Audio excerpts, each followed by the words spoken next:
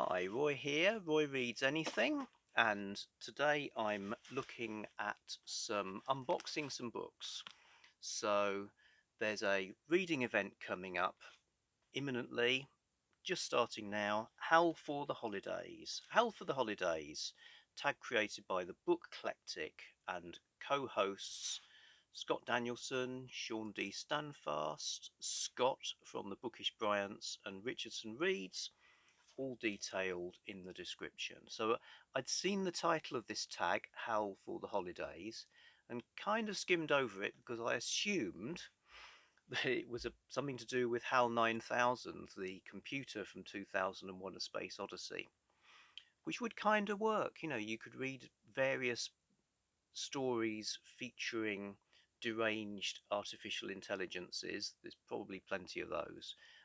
But it's nothing to do with that at all. It's to do with Hal Clement, a classic science fiction writer, probably unjustly overlooked. One that I knew the name. I strongly suspect I've read work by him, but have no particular knowledge of it. So seems really good opportunity to rediscover his stuff. So on Kindle, I've got a short story collection. The challenge, or really invitation, is to read two works by Hal Clement each month in November, December, and January. And if I'm under pressure, it might well be that some or even all of that is done with short stories. So I've got my Kindle book as backup. But I also went to All Data Lost, a online bookseller I really like, and got some Hal Clement paperbacks. That's what's in this box. So let's see what they are, what they're like. Well, they're nicely wrapped, and is there no better sight than a properly wrapped brown paper parcel in this rather uncertain world? A decent parcel is a joy to behold. So just ruining that now. Okay, here come the books. Right, I appear to have Close to Critical, published by Ballantine Books. Not sure when. There's an alien character on the front. Cool cover. I gather that his alien races are one of his things. So Close to Critical. Going to read you the blurb. Crisis on Tenebra. Shrouded in eternal gloom by its own thick atmosphere, Tenebra was a hostile planet, a place of crushing gravity, 370-degree temperatures, a constantly shifting crust, and giant drifting raindrops.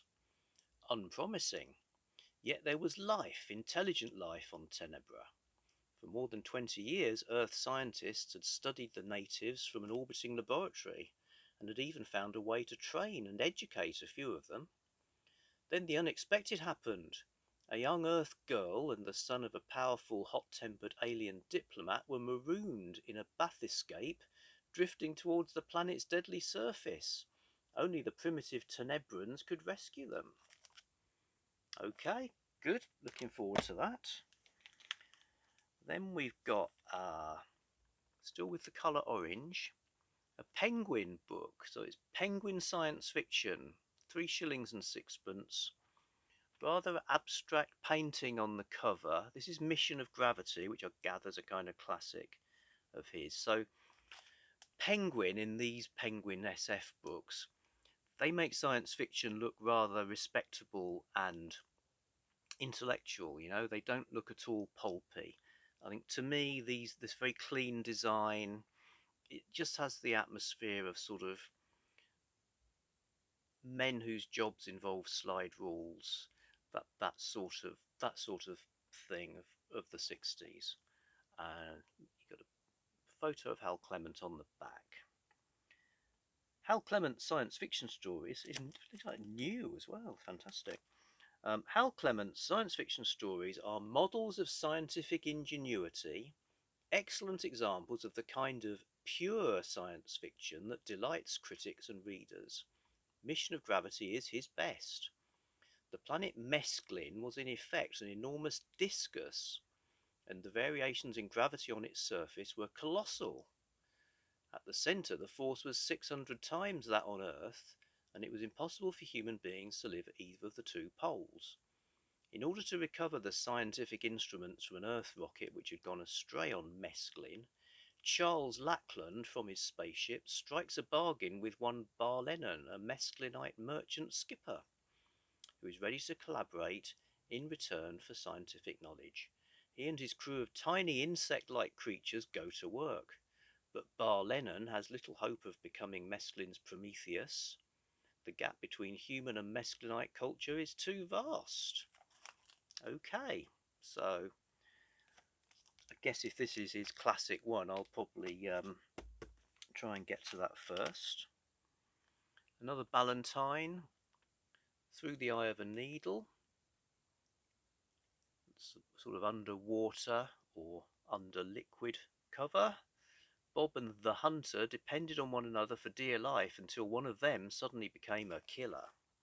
In search of a cure, time was running out for Bob Kinnaird.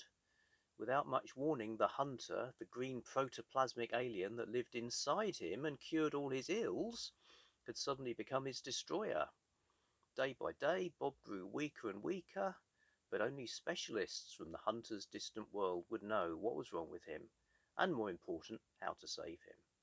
But the only way searchers from his planet could find him was to locate his missing spaceship, the spaceship that had crashed beneath the ocean years before. Its location still very much a mystery. Once again leading an investigation in a race against time, as he had done so many years before, the hunter knew he had to find comrades and find them fast, before someone murders his best friend. Action, adventure, and suspense in the long-awaited sequel to Hal Clement's classic SF mystery, Needle.